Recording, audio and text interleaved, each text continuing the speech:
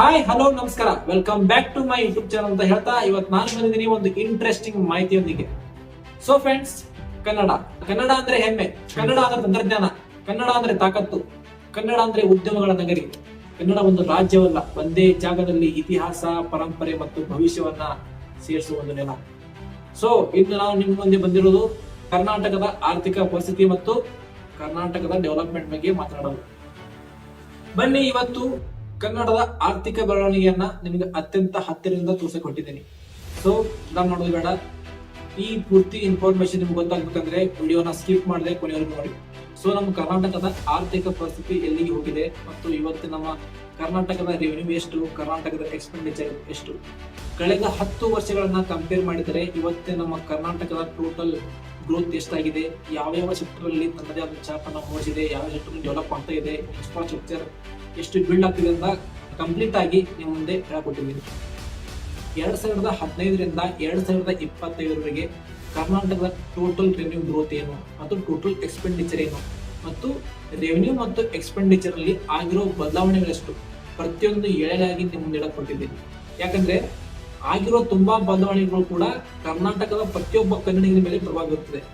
ಏನಂತ ಗೊತ್ತಾಗ್ಬೇಕಂದ್ರೆ ವಿಡಿಯೋನ ಸ್ಕಿಪ್ ಮಾಡದೆ ಕೊನೆವರೆಗೂ ನೋಡಿ. ಕನ್ನಡ ಅಂತ ನೆನಪಾಗುವುದೇ ಹೊಯ್ಸಳ, ಚಾಲುಕ್ಯ, ವಿಜಯನಗರ ಸಾಮ್ರಾಜ್ಯದಂತಹ ಮಹಾ ದೊಡ್ಡ ರಾಜಮನೆತನಗಳು. ಇನ್ನೂ ಹಲವಾರು ಮಂಥನಗಳು ಚರಿತ್ರೆಯಲ್ಲಿಯೇ ಆರ್ಥಿಕ ಮತ್ತು ಹಣಕಾಸಿನ ವ್ಯವಸ್ಥೆಯಲ್ಲಿ ತಮ್ಮದೇ ಒಂದು ಛಾಪನ ಮೂಡಿಸಿವೆ. ಸೊ ಪ್ರೆಸೆಂಟ್ ನಮ್ಮ ರಾಜ್ಯ ಸರ್ಕಾರ ನಮ್ಮ ಕರ್ನಾಟಕದ ಫೈನಾನ್ಷಿಯಲ್ ಯಾವ ರೀತಿ ಮ್ಯಾನೇಜ್ಮೆಂಟ್ ಮಾಡ್ತಿದೆ, ನಮ್ಮ ಕರ್ನಾಟಕದ ರಾಜ್ಯ ಸರ್ಕಾರ ಯಾವುದರಲ್ಲಿ ಅತಿ ಹೆಚ್ಚು ಹೂಡಿಕೆ ಮಾಡ್ತಿದೆ ಅಂತ ಪ್ರತಿಯೊಂದು ಅಂಕಿ ಅಂಶಗಳ ಮೂಲಕ ಇವತ್ತು ನಿಮಗೆ ತಿಳಿಸಲ್ಪಟ್ಟಿದ್ದೀನಿ. 2015ರಲ್ಲಿ ಕರ್ನಾಟಕದ ಟೋಟಲ್ ರೆವೆನ್ಯೂ ಬಂದ್ಬಿಟ್ಟು 1.17 ಲಕ್ಷ ಕೋಟಿ ರೂಪಾಯಿಗಳಿಗಿಂತ ಜಾಸ್ತಿ ಇತ್ತು. ಈಗ 2020ರಲ್ಲಿ 2.9 ಲಕ್ಷ ಕೋಟಿಗಳಿಗಿಂತ ಜಾಸ್ತಿ ಆಗಿದೆ. ಅಂದ್ರೆ ಕಳೆದ 10 ವರ್ಷಗಳಲ್ಲಿ ಟೋಟಲ್ ರೆವೆನ್ಯೂ ಗ್ರೋತ್ ಆಗಿರೋದು 1.73 ಲಕ್ಷ ಕೋಟಿ ರೂಪಾಯಿಗಳಷ್ಟು. ನಿಮಗೆಲ್ಲ ಗೊತ್ತಿರುವ ಹಾಗೆ ಇಷ್ಟೊಂದು ಹಣವನ್ನ ಸರ್ಕಾರ GST, ಪೆಟ್ರೋಲ್ ಹಾಗೂ ಮದ್ಯದ ಮೇಲಿನ ತೆರಿಗೆ ಮುಂತಾದ ವೇರಿಯಸ್ ಸೆಕ್ಟರ್ಗಳ ಮೂಲಕ ಹಣವನ್ನ ಸಂಗ್ರಹಣೆ ಮಾಡುತ್ತದೆ. ಇನ್ನು ಎಕ್ಸ್ಪೆಂಡಿಚರ್ ವಿಚಾರಕ್ಕೆ ಬರೋದಾದರೆ 2015ರಲ್ಲಿ 94,000 ಕೋಟಿಗಿಂತ ಜಾಸ್ತಿ ಎಕ್ಸ್ಪೆಂಡಿಚರ್ ಇತ್ತು. ಈಗ 2020ಕ್ಕೆ 4 ಲಕ್ಷ ಕೋಟಿಗಿಂತ ಜಾಸ್ತಿ ಎಕ್ಸ್ಪೆಂಡಿಚರ್ ಮಾಡ್ತಾ ಇದ್ದಾರೆ. ಅಂದರೆ 2025ಕ್ಕೆ 2015ಕ್ಕೆ ಕಂಪೇರ್ ಮಾಡಿದರೆ ಸರಿಸುಮಾರು 3 ಪಟ್ಟು ಜಾಸ್ತಿ ಖರ್ಚನ್ನ ಕರ್ನಾಟಕ ಸರ್ಕಾರ ಮಾಡ್ತಾ ಇದೆ.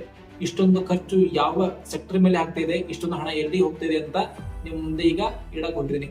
ನೀವು ಅನ್ಕೋಬಹುದು, ಏನಪ್ಪಾ ಇನ್ಕಮ್ಗಿಂತ ಜಾಸ್ತಿ ಎಕ್ಸ್ಪೆಂಡಿಚರ್ ಇದೆ ಅಂತ, ಇಷ್ಟೊಂದು ಹಣ ಎಲ್ಲಿಗೆ ಹೋಗ್ತಾ ಇದೆ, ಇಷ್ಟೊಂದು ಹಣ ಎಲ್ಲಿ ಇನ್ವೆಸ್ಟ್ ಮಾಡ್ತಾ ಇದ್ದಾರೆ ಅಂದ್ರೆ ಸರ್ಕಾರದ ಫ್ರೀ ಸ್ಕೀಮ್ಗಳು. ನೀವೇನೀಗ ಓಡಾಡ್ತಿದ್ರಲ್ಲ ಬಸ್ ಫ್ರೀ ಅಂತ, ಸಂಪೂರ್ಣವಾದ ಹಣ ಬಸ್ ಫ್ರೀ, ಶಕ್ತಿ ಭಾಗ್ಯ, ಗೃಹ ಜ್ಯೋತಿ, ರೈತ ವಿದ್ಯಾನಿಧಿ ಅಂದರೆ ರೈತರ ಮಕ್ಕಳಿಗೆ ವಿದ್ಯಾನಿಧಿಯನ್ನು ಕೊಡೋದ್ರ ಮೂಲಕ ಮತ್ತು ಇನ್ಫ್ರಾಸ್ಟ್ರಕ್ಚರ್ ಡೆವಲಪ್ಮೆಂಟ್ಗೆ ತಮ್ಮ ಹಣವನ್ನು ಹೂಡಿಕೆ ಮಾಡುತ್ತಿದ್ದಾರೆ. ಇದೇ ರೀತಿ ಹಲವಾರು ವೇರಿಯಸ್ ಸೆಕ್ಟರ್ ನಲ್ಲಿ ವೇರಿಯಸ್ ಕ್ಷೇತ್ರಗಳ ಡೆವಲಪ್ಮೆಂಟ್ಗಾಗಿ ಸರ್ಕಾರ ಹಣವನ್ನು ಹೂಡಿಕೆ ಮಾಡ್ತಾ ಇದೆ. ಇದರಿಂದಾಗಿ ಎಕ್ಸ್ಪೆಂಡಿಚರ್ ಜಾಸ್ತಿ ಆಗ್ತಾ ಇದೆ. ಆಗ್ಲೇ ಹೇಳಿರುವ ಹಾಗೆ ಇನ್ಕಮ್ಗಿಂತ ಜಾಸ್ತಿ ಎಕ್ಸ್ಪೆಂಡಿಚರ್ ಇದೆ ಅಂತ ಹೇಳಿದೆ.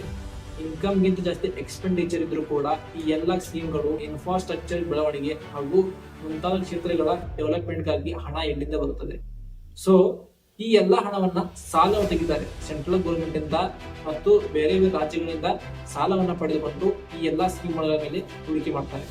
ಸೊ ಈ ಟೋಟಲ್ ಎಲ್ಲ ಸಾಲವನ್ನ ಯಾರಿಂದ ವಸೂಲಿ ಮಾಡ್ತಾರೆ, ಈ ಸಾಲನ ಯಾವ ರೀತಿ ಮುಗಿಸೋದು, ಎಷ್ಟು ಗ್ರೋತ್ ಆಗಿದೆ, 2015ರಲ್ಲಿ ಕರ್ನಾಟಕದ ಮೇಲಿರೋ ಸಾಲ ಎಷ್ಟು, 2025ಕ್ಕೆ ಕರ್ನಾಟಕದ ಮೇಲಿರೋ ಸಾಲ ಎಷ್ಟು ಅಂತ ನಿಮ್ ಮುಂದೆ ಇಡಕೊಂಡಿದ್ದೀನಿ.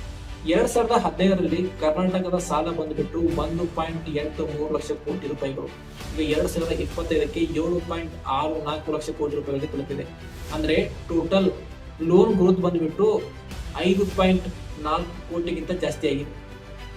ಕಳೆದ 10 ವರ್ಷಗಳಲ್ಲಿ ಕರ್ನಾಟಕಕ್ಕೆ ಆದಂತ ಲಾಭಗಳೇನೆಂದರೆ rural development, women empowerment, employment, industry development ಹಾಗೂ ಕೃಷಿಗೆ ಸಂಬಂಧಪಟ್ಟಂತಹ ಸಹಕಾರ ಮತ್ತು ಹಲವಾರು ಕ್ಷೇತ್ರಗಳಲ್ಲಿ ಡೆವಲಪ್ಮೆಂಟ್ ಕಂಡಿದೆ. ಕರ್ನಾಟಕದ ಆರ್ಥಿಕ ತೊಂದರೆಗಳ ಬಗ್ಗೆ ಹೇಳೋದಾದರೆ ನಿರಂತರವಾಗಿ ಏರುತ್ತಿರುವ ಸಾಲ, ಅದೇ ರೀತಿ ಇಂಡಸ್ಟ್ರಿಯಲ್ಲಿ ಇನ್ವೆಸ್ಟ್ ಮಾಡುವಂತ ವ್ಯಕ್ತಿಗಳ ಮೇಲೆ ಹಾಕುವಂತ ಟ್ಯಾಕ್ಸ್, ಅದೇ ರೀತಿ ಕೃಷಿಯಲ್ಲಿ ಬೆಳವಣಿಗೆ ಕಂಡರೂ ಅಂತಹ ದೊಡ್ಡ ಮಟ್ಟದ ಯಾವುದೇ ರೀತಿ ಸ್ಕೀಮ್ಗಳು ಕೃಷಿಗಾಗಿ ತಂದಿಲ್ಲ.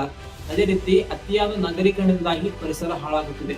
ಇಂತಹ ಹಲವಾರು ಡ್ರಾಬ್ಯಾಕ್ಸ್ ಇಂದ ಇವತ್ತಿನ ಕರ್ನಾಟಕದ ಆರ್ಥಿಕತೆ ಕುಗ್ಗುತ್ತಿದೆ ಅಂತ ನಾವು ಹೇಳಬಹುದಾಗಿದೆ. ಇವೆಲ್ಲವೂ ನಮ್ಮ ರಾಜ್ಯ ಎದುರಿಸುತ್ತಿರುವ ಸಮಸ್ಯೆಗಳು. ನಂತರ 10 ವರ್ಷಗಳಲ್ಲಿ ನಮ್ಮ ಕನ್ನಡ ಜನತೆ ಎದುರಿಸಬಹುದಾದ ಸಮಸ್ಯೆಗಳೆಂದರೆ ಇಂಡಸ್ಟ್ರಿ ಇನ್ವೆಸ್ಟ್ಮೆಂಟ್, ಎಂಪ್ಲಾಯ್ಮೆಂಟ್, ಎಜುಕೇಶನ್ ಮತ್ತು ಸ್ಕಿಲ್ ಡೆವಲಪ್ಮೆಂಟ್ ಮತ್ತು ಹಲವಾರು ತಾಂತ್ರಿಕ ಮತ್ತು ವಿದ್ಯಮಾನ ಕ್ಷೇತ್ರಗಳಲ್ಲಿ ಹಲವಾರು ಸಮಸ್ಯೆಗಳನ್ನ ಎದುರಿಸಬಹುದು. ಯಾಕೆಂದರೆ ನಮಗೆ ಇಲ್ಲಿ ನಮ್ಮ ಇನ್ಕಮ್ಗಿಂತ ಎಕ್ಸ್ಪೆಂಡಿಚರ್ ಜಾಸ್ತಿ ಆಗ್ತಾ ಇದೆ. ಸೊ ಇನ್ನು ಹಲವಾರು ಕ್ಷೇತ್ರದಲ್ಲಿ ನಾವು ಸಮಸ್ಯೆಯನ್ನು ಕಾಣಬಹುದಾಗಿದೆ. ಇನ್ನು ಕೊನೆಯದಾಗಿ ಹೇಳುವುದಾದರೆ ಇಲ್ಲಿಯವರೆಗೂ ಎಕ್ಸ್ಪೆಂಡಿಚರ್ಗಾಗಿ ಮಾಡಿರುವ ಸಾಲದಿಂದಾಗಿ ಪ್ರತಿಯೊಬ್ಬ ಕನ್ನಡಿಗರ ಮೇಲೆ 80,000ರಿಂದ 1 ಲಕ್ಷ ರೂಪಾಯಿಗಳು ಸಾಲ ಬರುತ್ತದೆ. ಇದೇ ರೀತಿ ಏನಾದರೂ ಸಾಲ ಹೆಚ್ಚುತ್ತಾ ಹೋದರೆ ಪ್ರತಿಯೊಬ್ಬ ಕನ್ನಡಿಗರ ಮೇಲೆ ಸಾಲ ಹೆಚ್ಚಾಗುವ ಸಾಧ್ಯತೆ ಇದೆ. ಕರ್ನಾಟಕ ಸರ್ಕಾರ ಕೊಟ್ಟಿರುವಂತಹ ಫ್ರೀ ಸ್ಕೀಮ್ಗಳಿಗಾಗಿ ಸಾಕಷ್ಟು ಹಣ ಬೇಕಾಗುತ್ತದೆ. ಈ ಹಣವನ್ನ ಕೇಂದ್ರ ಸರ್ಕಾರದಿಂದ ಸಾಲದ ರೂಪದಲ್ಲಿ ಪಡೆದು ಈ ಸ್ಕೀಮ್ಗಳನ್ನು ನಡೆಸುತ್ತದೆ. ಮತ್ತೆ ಅದೇ ಸ್ಕೀಮ್ಗಳ ಸಾಲವನ್ನು ಮುಟ್ಟಿಸಲು ನಮ್ಮ ಮೇಲೆ ಬೇರೆ ರೀತಿಯ ಟ್ಯಾಕ್ಸ್ ಗಳನ್ನ ಹಾಕುವುದರ ಮೂಲಕ ಈ ಸಾಲವನ್ನು ಮುಟ್ಟಿಸುತ್ತದೆ. ಸೊ ಹಾಗಾಗಿ ನಾನು ಹೇಳುವುದೇ, ಈ ಫ್ರೀ ಸ್ಕೀಮ್ಗಳ ಹಿಂದೆ ಬೀಳುವುದರ ಬದಲು ಅವಕಾಶಗಳಿಗೆ ಬೇಡಿಕೆ ಇಡಿ ಮತ್ತು ಅವಕಾಶಗಳನ್ನು ಹುಟ್ಟುಹಾಕಿ. ಇದಿಷ್ಟು ಆಗಿತ್ತು ಕನ್ನಡದ ಆರ್ಥಿಕತೆಯ ಮತ್ತು ಕನ್ನಡಿಗನಿಗಿರುವ ಸಂಬಂಧ. ಕೊನೆಯದಾಗಿ ನಾನು ಹೇಳುವುದೇ, ಈ ನಿಮ್ಮ ಮನೆ ಮಗ ಕನ್ನಡಿಗನ ವಿಡಿಯೋ ನಿಮಗೆ ಇಷ್ಟ ಆಗಿದ್ರೆ ಲೈಕ್ ಮಾಡಿ, ಶೇರ್ ಮಾಡಿ, ಸಬ್ಸ್ಕ್ರೈಬ್ ಮಾಡಿ. ಧನ್ಯವಾದಗಳು.